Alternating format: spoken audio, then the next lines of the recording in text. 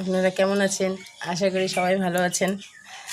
আজকে আবার রান্না নিয়ে আসছি। আজকে রান্না করব চাল কুমড়া, আলু আর ছোলা ছিলে নিয়েছিলাম, আর কাঁচা ছোলাটাকে ছিলে নিয়েছি। এখন এইগুলোকে হালকা ভাপিয়ে নিয়েছি।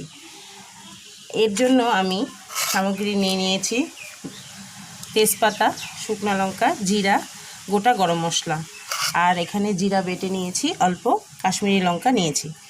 এখন আমি এগুলো প্রথমে তেলের মধ্যে ফোড়ন দিয়ে দিব। গরম হয়ে গেছে, তেলের মধ্যে মশলাগুলো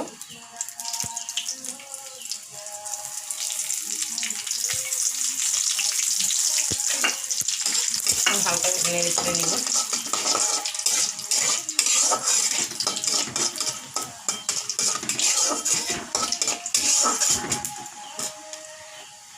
এগুলো ভাপিয়ে নিয়েছিলাম, এখন এগুলো তেলের মধ্যে ভেজে নেব।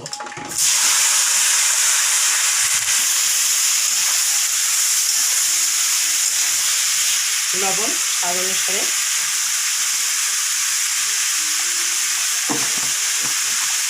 হলুদ,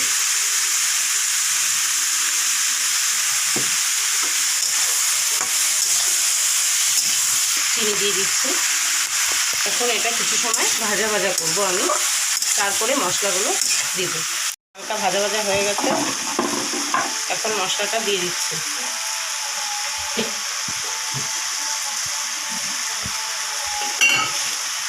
হালকা কষানোর জন্য জল দিয়ে দিচ্ছি।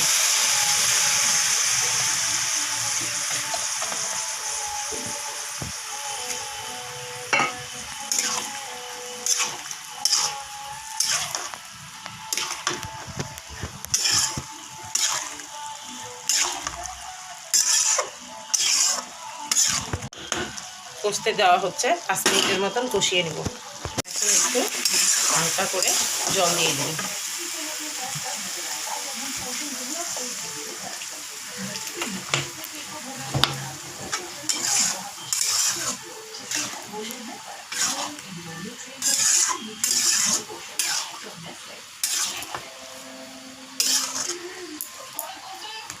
কিছু সময় ফুটবে, 2-3 মিনিট ফুটিয়ে নেব। তারপর যেহেতু আমি গরম মশলা থেতো করে দিয়েছি, সেই জন্য আর গুঁড়া দিব না। এর মধ্যে আমি অল্প ঘি দিয়ে নামিয়ে নেব। এখন আমি ঘি দিয়ে দেব। এখন আমি এটা নামিয়ে নিচ্ছি। আমার ছোলা দিয়ে চাল কুমড়া রেডি হয়ে গেছে। এখানে চাল কুমড়া, আলু আর ছোলা দিয়ে বরফি তৈরি করেছি। ট্রাই করবেন, ভালো লাগলে লাইক, কমেন্ট, সাবস্ক্রাইব করবেন।